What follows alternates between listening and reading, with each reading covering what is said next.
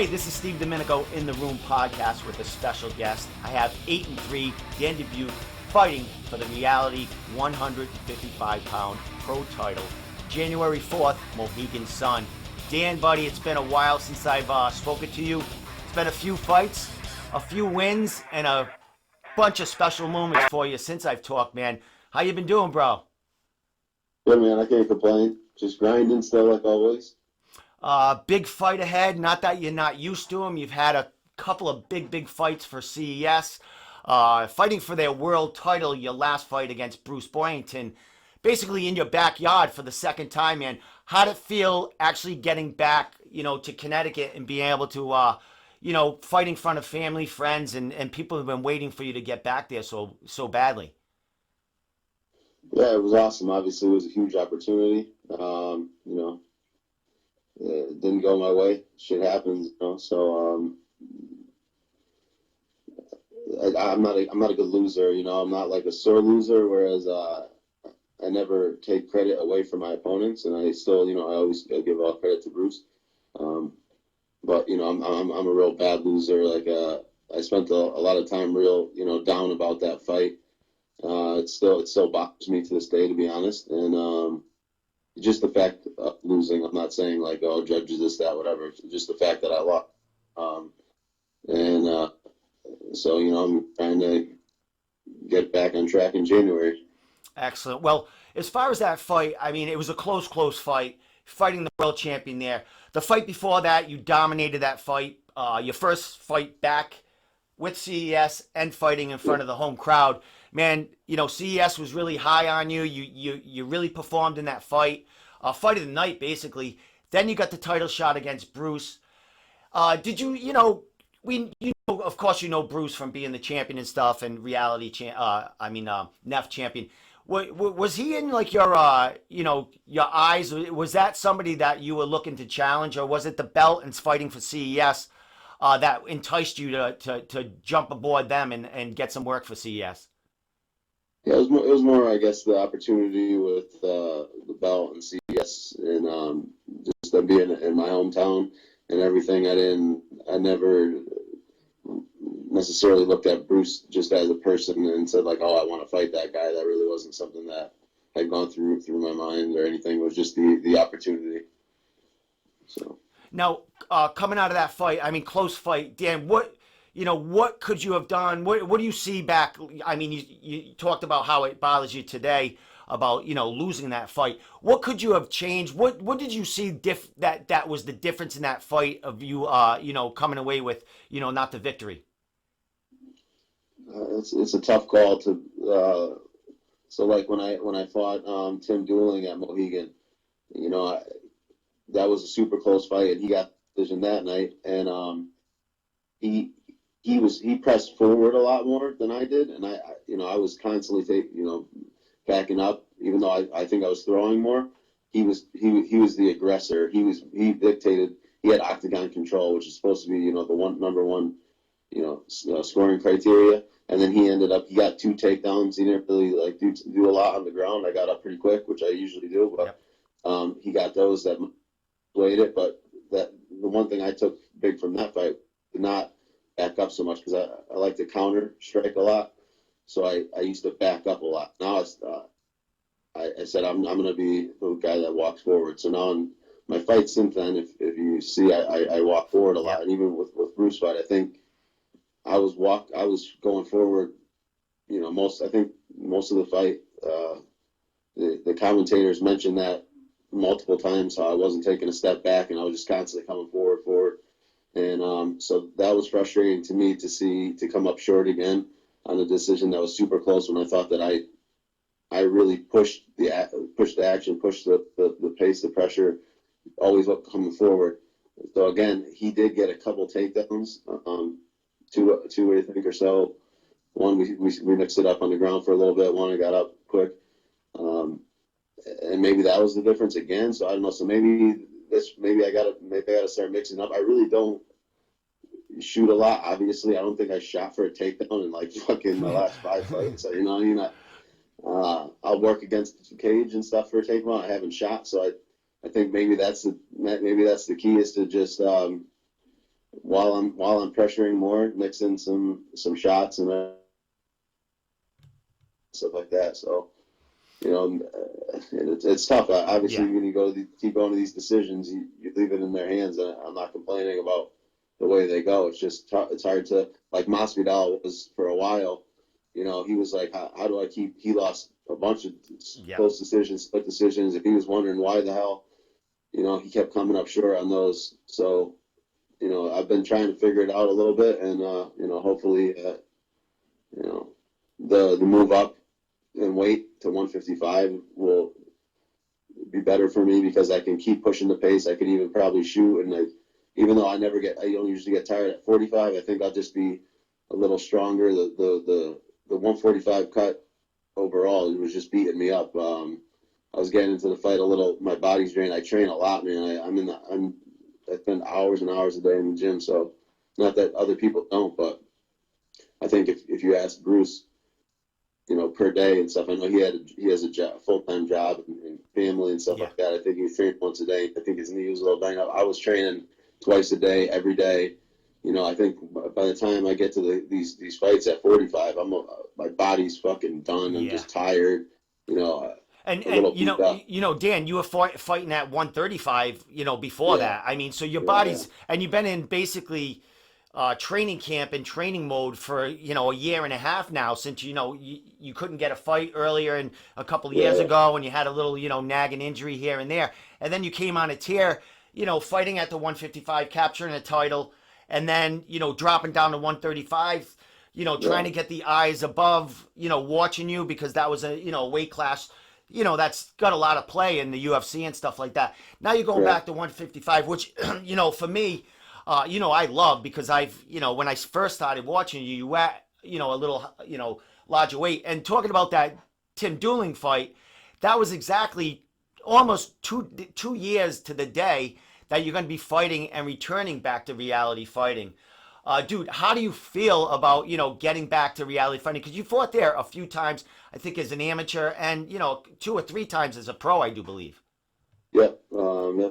So yeah, just I love fighting at Mohegan. It's nice to be close to home. Obviously, the venue itself is really cool. And then before CES was coming to Hartford, there wasn't anything else in Connecticut, so I could get a lot of support of people coming up there to see me, and it gets pretty loud in there for me. And then it's a good place to party afterwards. Yeah. So it's I love the venue, and everything about it. And reality's been good to me. So I like everyone there, Kip and Joe Cuff too. Excellent. Well, you've had some time off since that fight with Bruce. I do believe that was back in, was it May? The end of Man, May or somewhere around there. yeah. You talked about fixing a couple of things, tweaking here. Have you been working with anyone different? I know you're saying you're training all the time, but what do you kind of been doing in this training camp? Anything different? I know you're fighting at a higher weight. Is there anything you changed up? Diet? Anything to kind of change things up leading into the January 4th? I really after the fight with Bruce, I couldn't train for 3 months, so I wasn't even getting back into the gym until September. So maybe about 3 months and change, whatever. So, but no, since then I've been training. My diet, I keep it clean for the most part, but I eat a ton more. Yeah. It doesn't seem like a lot, but guys that go from 170 and that they border on that. Should I fight at 70 or 55?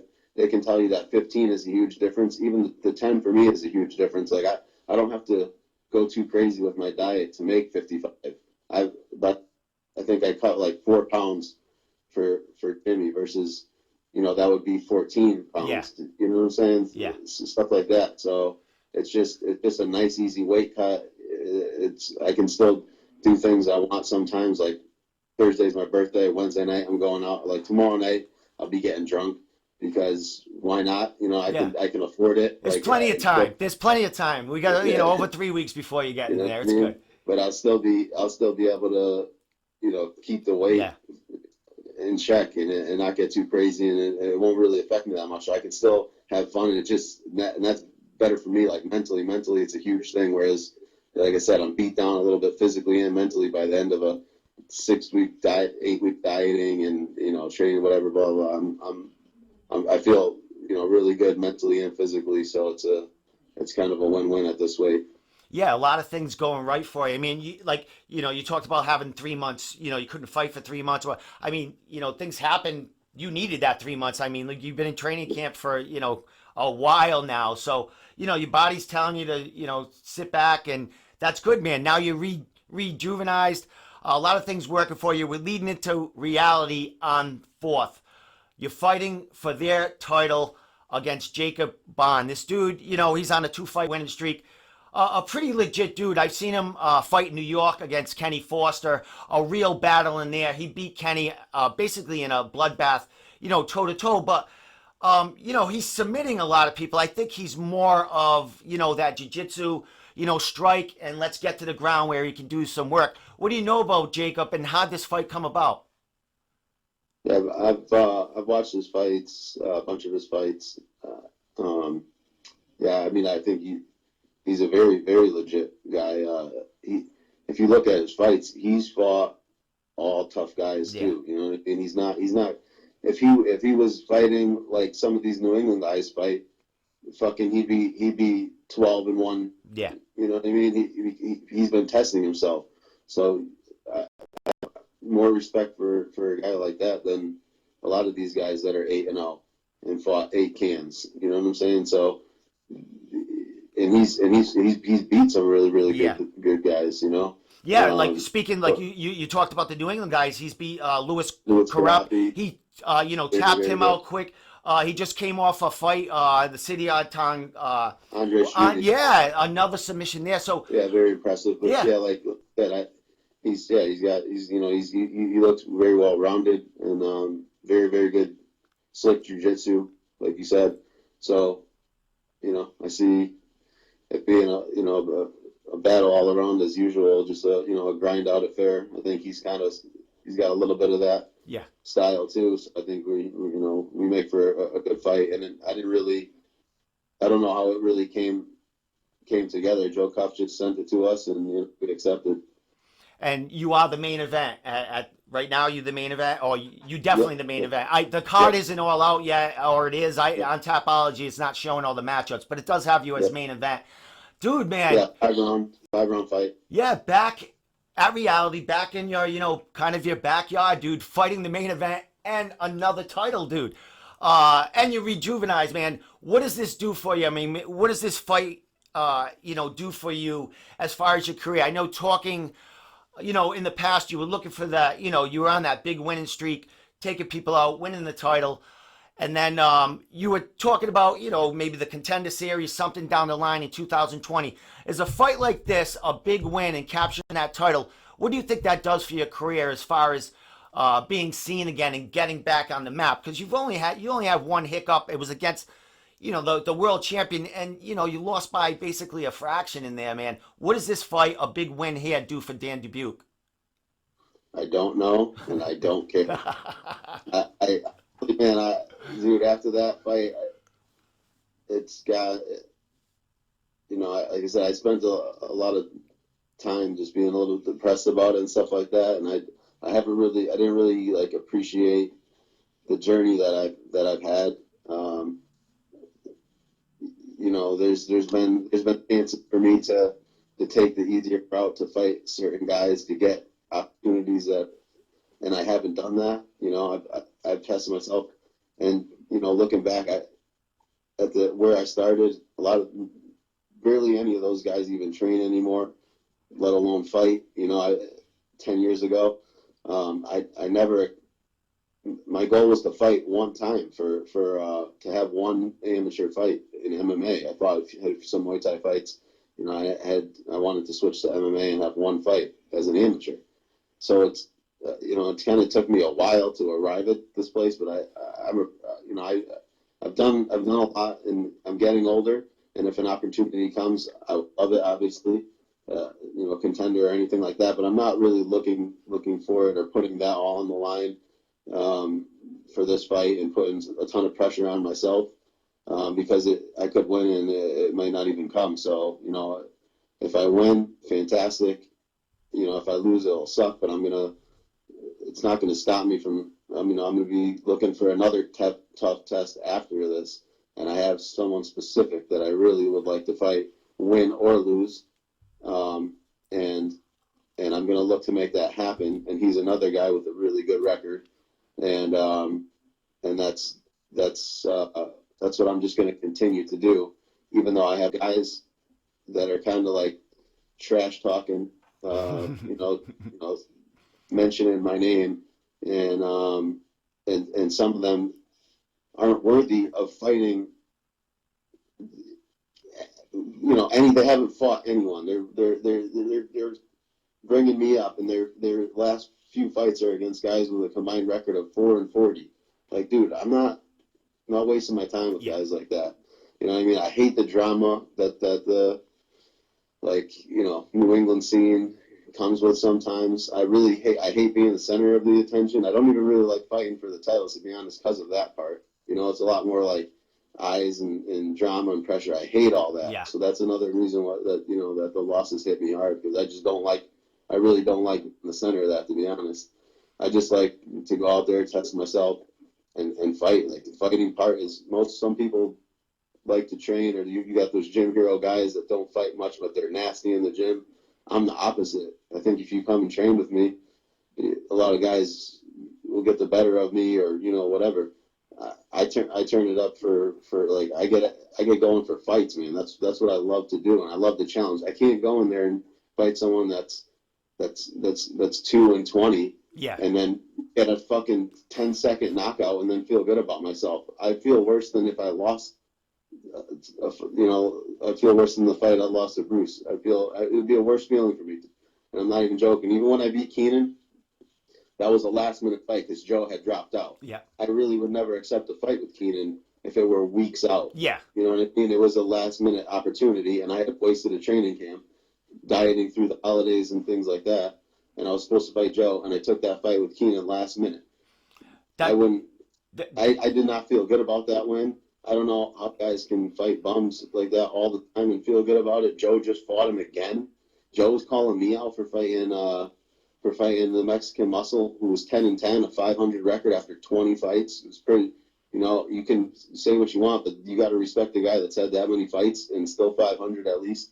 But then he's gonna fight Keenan for a second time on a full camp. Come on, man. Like, dude, that's so. Anyways, That's not me. So if I wanted to cherry pick a couple bums and get a couple finishes and get to the Contender Series, that's an option that's been talked about, and I refuse that route.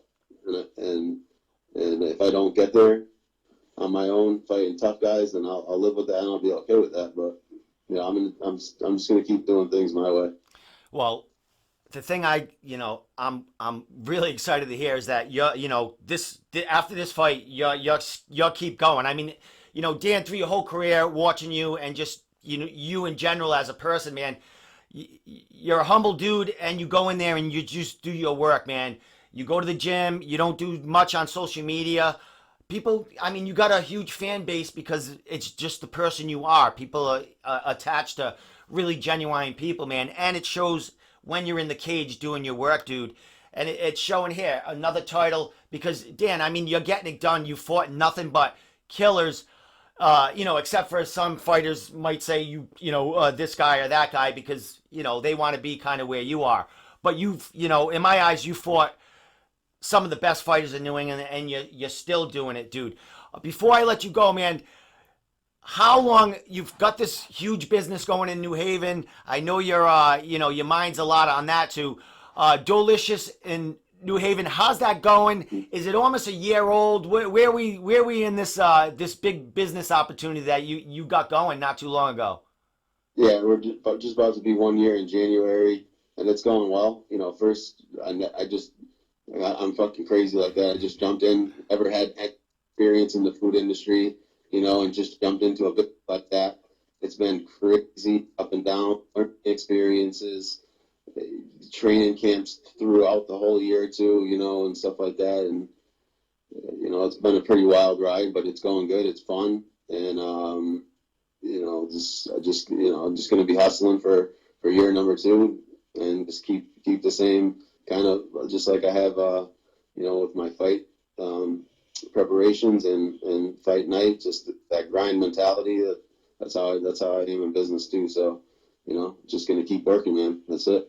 Excellent, man. Well, I joke on you, online and stuff, on Messenger and shit. Man, funny, a fighter and making cookie dough, man. That's a hell of a match there, bro. That's a gimmick. Yeah. I mean, you should get out social media more, carrying, some of the stuffed animals and stuff you have in your displays, dude. You're doing a great job, man.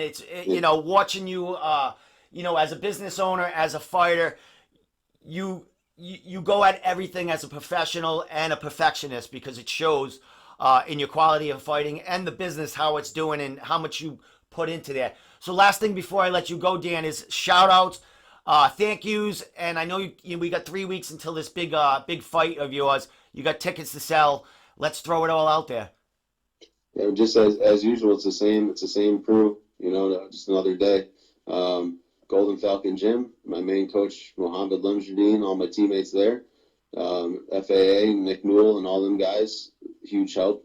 My manager, Carlos Correa, and my other longtime coach, Rob Cipriano, those are the same crew. Carlos, obviously, Chess Moves Management, and always looking to expand the roster for all fighters out there. He's been adding some good names and doing some good things with his guys, so for any fighters that are interested, hit them up, and everything else. I just thanks all my teammates and family and all the people that support me as usual. Thank you to you also. Like I said, I'm not, the last thing with the last fight I had, the build up, the drama that went on and things like that. It was really kind of mentally exhausting for me. So I said I really don't love this part of the stuff. So, but you were the first to ever interview me. There's amateurs now that have a full fucking podcast, schedule. They do more interviews than training, it seems like. And I didn't have an actual interview. My fucking local newspaper never even reached out to me, and so you were the first one, and that was my what was it, 5th pro fight or something like that. God, I broke you in late there, Dan, man. Yeah, man. So I appreciate you, and like I said, so you're the only interview that I'm doing for this fight, and so that's it. So thanks to you, man, and keep doing your thing. Awesome, man. Dan, I always appreciate it. You're one of my favorites. We've known each other a while, man. I've been, ever since that, that dueling fight, I've been as angry as you. You won that fight. So anyway, Dan, you're back at Reality. I can't wait to see you. I'll be there. I'll be at Media Row. I'll be watching you fight for that title. So Dan Dubuque, 8-3, fighting for the Reality lightweight 155-pound pro title against Jacob Bohn, January 4th, 2020, first card of the year. Let's go, Dan, man. Thanks so much for your time. Have a great Christmas, Dan, and we'll catch up after the fight and get a word with you. Thank you, bro. You see you in a second.